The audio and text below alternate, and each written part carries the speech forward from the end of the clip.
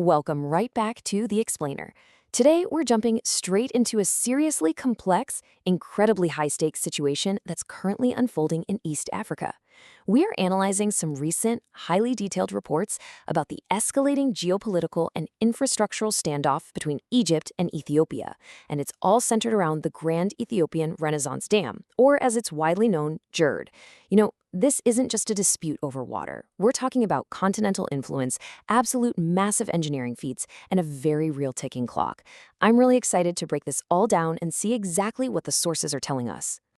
Okay, let's dive into this, because the sources are outlining a scenario that honestly sounds a bit like a Hollywood disaster movie, but it's actually a very real contingency plan for regional governments right now. We're looking at an imminent flood season, and not just any flood season.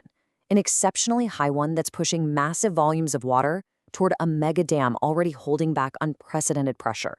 The underlying anxiety driving basically the entire region's actions right now really comes down to this one critical question. What actually happens if the dam fails? So, here is our roadmap for the explainer today. First, GERD's maximum capacity risks. Second, the Great Nile Flood. Third, expanding the Toshka spillway. Fourth, defending the high dam. And finally, number 5, containing Ethiopia across Africa. Let's start with Section 1. GERD, maximum capacity, risks. Ticking hydrological clock. We really need to start with the physical reality on the ground in Ethiopia, and just the sheer volume of water we're talking about. 62 billion, that is 62 billion cubic meters of water. According to the source material, that's the absolute maximum capacity of the Grand Ethiopian Renaissance Dam. To put that into perspective, because it's kind of hard to wrap your head around, that is enough water to fill roughly 25 million Olympic swimming pools. It's a mind-boggling scale, and it essentially sets the stakes for the entire region. If the reservoir hits this absolute limit, the water would completely submerge the dam's operational structures. And here's the thing, we're getting dangerously close to those limits. The reports indicate that water levels are jumping rapidly, going from 47 billion to an alarming 53 billion cubic meters. Right now, the water level has reached 629 meters above sea level, which is putting immense stress on all that concrete infrastructure. Basically, the water is just 11 meters shy of critical upper threshold levels. With this high flood season arriving, the tension is just skyrocketing. Why?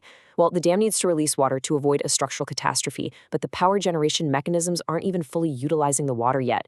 The reports literally describe the whole situation as a ticking time bomb. Moving on to Section 2, the Great Nile Flood, a chain reaction. So what actually happens if the dam's capacity is breached during this unusually high flood season? The sources warn of a pretty catastrophic domino effect. Let's move to and see how this builds. Step 1. The dam reaches its absolute capacity and either overflows or, in the absolute worst-case scenario, it structurally fails. Step 2. This suddenly releases tens of billions of cubic meters of water, an unprecedented flow, directly into Sudan. Step 3. That massive, uncontrollable surge just keeps rushing northward, directly threatening Egypt's own crucial infrastructure, the Aswan High Dam. And Step 4. If the Aswan High Dam is overwhelmed, the result is the devastating flooding of the Nile Delta. We'd be looking at the complete inundation of Egypt's agricultural heartland, displacing millions of people and wiping out incredibly vital food supplies. Which brings us to Section 3, expanding the Toshka spillway, Egypt's engineering defense. When you have a threat of that magnitude looming, how does a country even prepare? Well, the reports detail Egypt's rapid domestic countermeasures to try and absorb this potential shockwave. Egypt's Ministry of Irrigation essentially handed this massive, urgent project straight over to the Armed Forces Engineering Authority, and they are treating it like an active, high-stakes operational mission. They're widening the existing channels of the Toshka spillway, they're digging entirely new alternative water channels, and they're excavating brand new emergency lakes right behind the Aswan High Dam. The story here is just one of absolute military urgency. The army is basically out there terraforming the desert. Their main goal, to create as much geographic capacity as humanly possible to safely catch and store a sudden, massive surge of water before it ever has a chance to hit the heavily populated delta. Section 4. Defending the high dam, military mobilization. Now, Egypt isn't just relying on moving dirt and digging emergency lakes. The source material outlines a heavily militarized defense of their vital water infrastructure. So, the crucial point is, the Egyptian military views the Aswan High Dam not just as a power plant, right? They see it as a critical target bank in the event of any regional conflict. The entire facility is under the direct protection of the Southern Military Zone. It's actively ringed by 6 distinct military bases, stretching all the way over to the Red Sea. On top of that heavy security, to prepare for the incoming flood and any potential overflow from Ethiopia, Egypt and Sudan have already started conducting preemptive water releases. They're actively draining their own reservoirs just to make room for this anticipated deluge. Section 5. Containing Ethiopia across Africa, the geopolitical chessboard. Now, let's zoom out to the macro level for a second.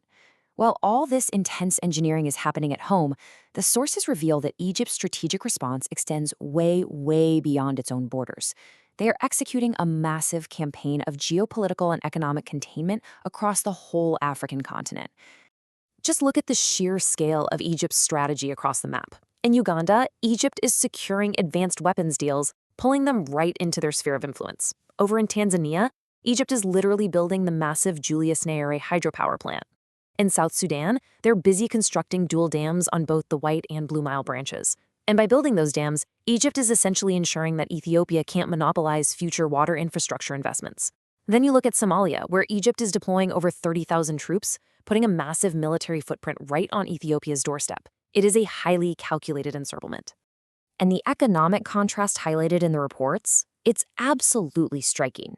On one side, you have Ethiopia struggling to actually utilize GERD for its intended purpose, which is power generation, while simultaneously facing a crippling $35 million debt crisis for bond payments. They are severely financially constrained.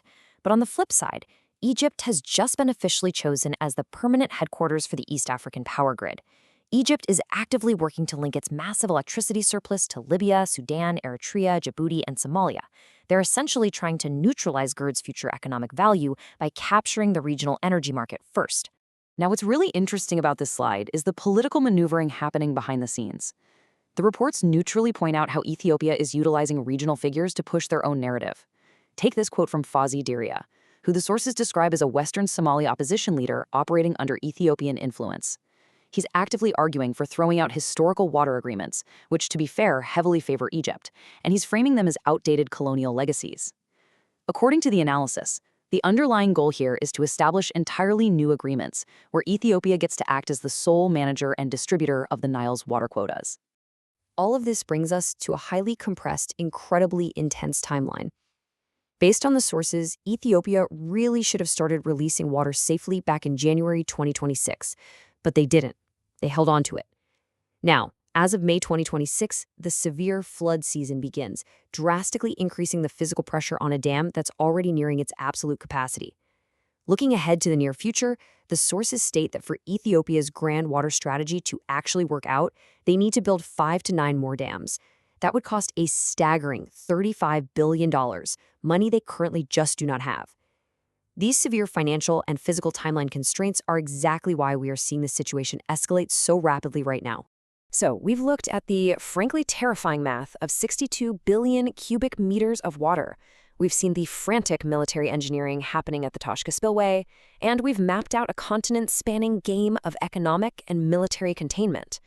Both sides are digging in, literally and diplomatically, which leaves us with this final, incredibly provocative thought to consider. As massive infrastructure projects and high-stakes geopolitics inevitably collide, who will ultimately control the lifeblood of East Africa, the flow of the Nile? Thank you so much for joining me for this explainer. I really hope breaking this down helped clarify what is an incredibly complex issue. Until next time, keep questioning and keep learning.